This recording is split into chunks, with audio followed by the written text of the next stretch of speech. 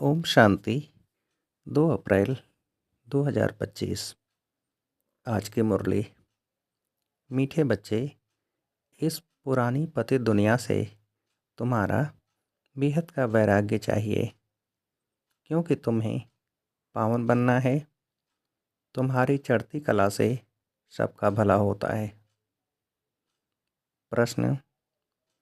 कहा जाता है आत्मा अपना ही शत्रु, अपना ही मित्र है। सच्ची मित्रता क्या है? उत्तर। एक बाप के श्रीमत पर सदा चलते रहना, यही सच्ची मित्रता है। सच्ची मित्रता है एक बाप को याद कर पावन बनना और बाप से पूरा वर्षा लेना। यह मित्रता करने की युक्ति बाप ही बतलाते हैं। संगम युग पर ही आत्मा अपना मित्र बनती है। गीत। तूने रात गंवाई सोई के। ओम शांति। यूँ तो यह गीत है भक्ति मार्ग के। सारी दुनिया में जो गीत गाते हैं, वह शास्त्र पढ़ते हैं, तीर्थों पर जाते हैं, वह सब है भक्ति मार्ग। ज्ञान मार्ग किसको कहा जाता है, भक्ति मार्ग किसको कहा जाता है, यह तुम बच्चे ही समझते हो। वेद, शास्त्र, उपनिषद आदि यह सब हैं भक्ति के। आधा कल्प भक्ति चलती है और आधा कल्प फिर ज्ञान की प्रारब्ध चलती है। भक्ति करते करते उतरना ही है।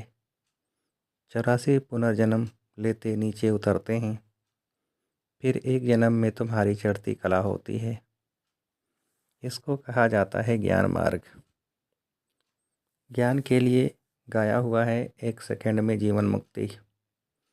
रावण राज्य जो द्वापर से चला आता है, वह खत्म हो, फिर राम राज्य स्थापन होता है। ड्रामा में जब तुम्हारे 84 जन्म पूरे होते हैं, तब चढ़ती कला से सबका भला होता है। यह अक्षर कहाँ न कहाँ किसी शास्त्रों में है। चढ़ती कला सर्व का भला। सर्व की सद्गति करने वाला तो एक ही बाप है ना। सन्यासी उदासी तो अनेक प्रकार के हैं, बहुत मतमतांतर हैं। जैसे शास्त्रों में लिखा है कल्प की आयु लाखों वर्ष, अब शंकराचार्य की मत निकली 10,000 वर्ष, कितना फर्क हो जाता है। कोई फिर कहेगा इतने हजार। कलयुग में है अनेक मनुष्य, अनेक मतें, अनेक धर्म। सतयुग में होती ही है एक मत। यह बाप बैठ तुम बच्चों को सृष्टि के आदि मध्य अंत का नॉलेज सुनाते हैं। इस सुनाने में भी कितना समय लगता है। सुनाते ही रहते हैं। ऐसे नहीं कह सकते पहले क्यों नहीं यह सब सुनाया। स्कूल में पढ़ाई नंबरवार होती है। छोटे बच्चों को आर्गन्स छोटे होते हैं तो उनको थोड़ा सिखलाते हैं। फिर जैसे जैसे आर्गन्स बड़े होते जाएंगे, बुद्धि का ताला खुलता जाएगा, पढ़ाई धारण करते जाएंगे। छोटे बच्चों की बुद्धि में कुछ धारणा हो न सके, बड़ा होता है तो फिर बैरिस्टर जज आदि बनते हैं। इसमें भी ऐसे है, कोई के बुद्धि में धारणा अच्छी होती है। बाप कहते हैं मैं आया हूँ पतित से पावन बनाने। तो अब पतित दुनिया से वैराग्य होना चाहिए।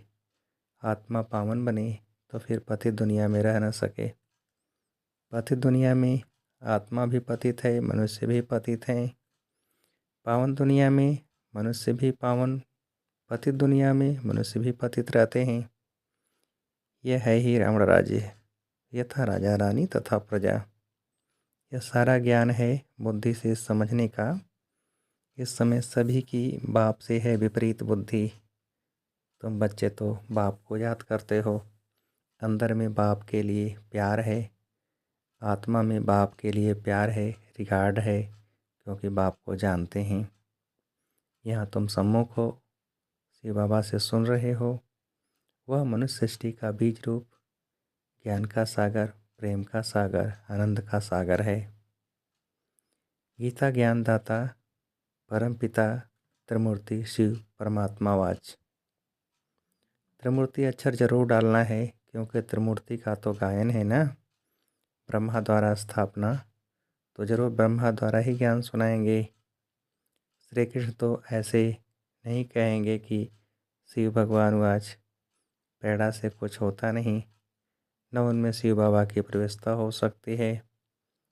शिव बाबा तो पराये देश में आते हैं, सतयुग तो श्री कृष्ण का देश है ना, तो दोनों की महिमा अलग अलग है। मुख्य बात ही यह है, सतयुग में गीता तो कोई पढ़ते नहीं, भक्ति मार्ग में तो वो जन्म जन्मांतर पढ़ते हैं।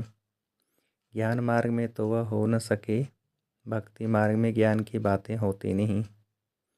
अभी रचता बाप ही रचना के आदि मध्य अंत का ज्ञान देते हैं। मनुष्य तो रचता हो न सके, मनुष्य कह न सके कि मैं रचता हूँ। बाप खुद कहते हैं मैं मनुष्य सृष्टि का बीज रूप हूँ, मैं ज्ञान का सागर, प्रेम का सागर, सर्व का सद्गति दाता हूँ। श्री कृष्ण की महिमा ही अलग है, तो यह पूरा कॉन्ट्रास्ट लिखना चाहिए, जो मनुष्य पढ़ने से झट समझ जाए कि गीता का ज्ञान दाता श्री कृष्ण नहीं है। इस बात को स्वीकार किया तो यह तुमने जीत पहनी। मनुष्य श्री कृष्ण के पिछाड़ी कितना हैरान होते हैं, जैसे शिव के भक्त शिव पर गला काट देने को तैयार हो जाते हैं। बस हमको शिव के पास जाना है। वैसे वह समझते हैं श्री कृष्ण के पास जाना है, परंतु श्री कृष्ण के पास जा न सके। श्री कृष्ण के पास बलि चढ़ने की बात नहीं होती है, देवियों पर बलि चढ़ते हैं, देवताओं पर कभी कोई बलि नहीं चढ़ेंगे। तुम देवियाँ हो ना, तुम शिव बाबा के बने हो, तो शिव बाबा पर भी बलि चढ़ते हैं। शास्त्रों में हिंसक बातें लिख दी हैं, तुम तो शिव बाबा के बच्चे हो, तन मन धन बलि चढ़ाते हो और कोई बात नहीं, इसलिए शिव और देवियों पर बलि चढ़ाते हैं। अब गवर्नमेंट ने शिव काशी पर बलि चढ़ाना बंद कर दिया है। अभी वह तलवार ही नहीं है, भक्ति मार्ग में जो आपघात करते हैं, ये भी जैसे अपने साथ शत्रुता करने का उपाय है। मित्रता करने का एक ही उपाय है जो बाप बतलाते हैं, पावन बनकर बाप से पूरा बरसा लो, एक बाप की श्रीमत पर चलते रहो, यही मित्रता है। कहते हैं जीवात्मा अपना ही शत्रु है, फिर बाप आकर ज्ञान देते हैं तो जीवात्मा अपना मित्र बनती है। आत्मा पवित्र बन बाप से वर्षा लेती है। संगम युग पर हर एक आत्मा को बाप आकर मित्र बनाते हैं। आत्मा अपना मित्र बनती है, श्रीमत मिलती है तो समझती है हम बाप की मत पर ही चलेंगे। अपनी मत पर आधा कल्प चले, अब श्रीमत पर सद्गति को पाना है, इसमें अपनी मत चल न सके। बाप तो सिर्फ मत देते हैं, तुम देवता बनने आए हो ना, यहाँ अच्छे कर्म करेंगे तो दूसरे जन्म में भी अच्छा फल मिलेगा अमरलोक में। यह तो है ही मृत्युलोक, यह राज भी तुम बच्चे ही जानते हो। सो भी नंबरवार, कोई की बुद्धि में अच्छी रीति धारणा होती है, कोई धारणा नहीं कर सकते, तो इसमें टीचर क्या कर सकते हैं। टीचर से कृपा व आशीर्वाद मांगेंगे क्या? टीचर तो पढ़ाकर अपने घर चले जाते हैं। स्कूल में पहले पहले खुदा की बंदगी आकर करते हैं, हे खुदा हमको पास कराना, तो फिर हम भोग लगाएंगे। टीचर को कभी नहीं कहेंगे कि आशीर्वाद करो। इस समय परमात्मा हमारा बाप भी है तो टीचर भी है। बाप की आशीर्वाद तो अंडरस्टूड है ही। बाप बच्चे को चाहते हैं बच्चा आए तो उसको धन दो, तो यह आशीर्वाद हुई ना। यह एक कायदा है, बच्चे को बाप से वर्षा मिलता है। अब तो तमो प्रधान ही होते हैं, जाते हैं, जैसा बाप वैसे बच्चे। दिन प्रतिदिन हर चीज़ तमो प्रधान होती जाती है, तत्व भी तमो प्रधान ही होते जाते हैं। यह है ही दुखधाम। 40,000 वर्ष अभी और आयु हो तो क्या हाल हो जाएगा। मनुष्यों की बुद्धि बिल्कुल ही तमो प्रधान हो गई है। अभी तुम बच्चों की बुद्धि में बाप के साथ योग रखने से रोशनी आ गई है। बाप कहते हैं जितना याद में रहेंगे उतना लाइट बढ़ती जाएगी। याद से आत्मा पवित्र बनती है, लाइट बढ़ती जाती है।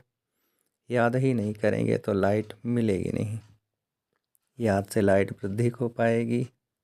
याद नहीं किया और कोई भी कर्म कर लिया तो लाइट कम हो जाएगी। तुम पुरुषार्थ करते हो सतो प्रधान बनने का। यह बड़ी समझने की बातें हैं। याद से ही तुम्हारी आत्मा पवित्र होती जाएगी। तुम लिख भी सकते हो, यह रचयिता और रचना का ज्ञान श्री कृष्ण दे नहीं सकते, वह तो है प्रारब्ध। यह भी लिख देना चाहिए कि 84वें अंतिम जन्म में कृष्ण की आत्मा फिर से ज्ञान ले रही है। फिर फर्स्ट नंबर में जाते हैं। बाप ने यह भी समझाया है सतयुग में 9 लाख ही होंगे, फिर उनसे वृद्धि भी होगी ना। दास दासियाँ भी बहुत ही होंगे ना। जब पूरे 84 जन्म लेते हैं, 84 जन्म ही गिने जाते हैं। जो अच्छी रीति इम्तहान पास करेंगे वह पहले पहले आएंगे। जितना देरी से जाएंगे तो मकान पुराना तो कहेंगे ना। नया मकान बनता है, फिर दिन प्रतिदिन आयु कम होती जाएगी। वहाँ तो सोने के महल बनते हैं, वह तो पुराने हो न सके। सोना तो सदैव चमकता ही होगा। फिर भी साफ जरूर करना पड़े। जेवर भी भल पक्के सोने के बनाओ तो भी आखिरी चमक तो कम होती है। फिर उनको पालिश चाहिए। तुम बच्चों को सदैव यह खुशी रहनी चाहिए कि हम नई दुनिया में जाते हैं। इस नरक में यह अंतिम जन्म है। इन आँखों से जो देखते हैं जानते हैं यह पुरानी दुनिया, पुराना शरीर है। अभी हमको सतयुग नई दुनिया में क्या शरीर लेना है। 5 तत्व भी नए होते हैं। ऐसे विचार सागर मंथन चलना चाहिए। ये पढ़ाई है ना, अंत तक तुम्हारी यह पढ़ाई चलेगी। पढ़ाई बंद हुई तो विनाश हो जाएगा। तो अपने को स्टूडेंट समझ इस खुशी में रहना चाहिए ना। भगवान हमको पढ़ाते हैं। यह खुशी कोई कम थोड़े ही है, पर उन साथ साथ माया भी उल्टा काम करा लेती है। 5-6 वर्ष पवित्र रहते फिर माया गिरा देती। एक बार गिरे तो फिर वह अवस्था हो न सके। हम गिरे हैं तो वह घृणा आती है। अभी तुम बच्चों को सारी स्मृति रखनी है। इस जन्म में जो पाप किए हैं हर एक आत्मा को अपने जीवन का तो पता है ना। कोई मंद बुद्धि, कोई विशाल बुद्धि होते हैं। छोटेपन की हिस्ट्री याद तो रहती है ना। यह बाबा भी छोटेपन की हिस्ट्री सुनाते हैं ना। बाबा को वह मकान आदि भी याद है, परंतु अभी तो वहाँ भी सब नए मकान बन गए होंगे। 6 बरस से लेकर अपना जीवन कहानी याद रहती है। अगर भूल गया तो डल बुद्धि कहेंगे। बाप कहते हैं अपने जीवन कहानी लिखो। लाइफ की बात है ना। मालूम पड़ता है लाइफ में कितने चमत्कार थे। गांधी नेहरू आदि के कितने बड़े बड़े वॉल्यूम बनते हैं। लाइफ तो वास्तव में तुम्हारी बहुत वैल्यूबल है। वंडरफुल लाइफ यह है मोस्ट वैल्यूबल अमूल्य जीवन। इनका मूल्य कथन नहीं किया जा सकता। इस समय तुम ही सर्विस करते हो। यह लक्ष्मी नारायण कुछ भी सर्विस नहीं करते। तुम्हारी लाइफ बहुत वैल्यूबल है, जबकि औरों का भी ऐसा जीवन बनाने की सर्विस करते हो। जो अच्छी सर्विस करते हैं वह गायन लायक होते हैं। वैष्णव देवी का भी मंदिर है ना। अभी तुम सच्चे सच्चे वैष्णव बनते हो। वैष्णव माना जो पवित्र हैं।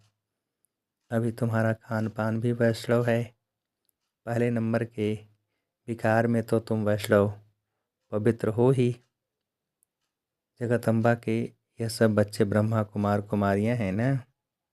ब्रह्मा और सरस्वती, बाकी बच्चे हैं उनकी संतान। नंबरवार देवियाँ भी हैं जिनकी पूजा होती है। बाकी इतनी भुजाएं आदि दी हैं वह सब हैं फालतू। तुम बहुतों को आप समान बनाते हो तो भुजाएं दे दी हैं। ब्रह्मा को भी 100 भुजा वाला 1000 भुजा वाला दिखाते हैं। यह सब मार्ग भक्ति मार्ग की बातें हैं।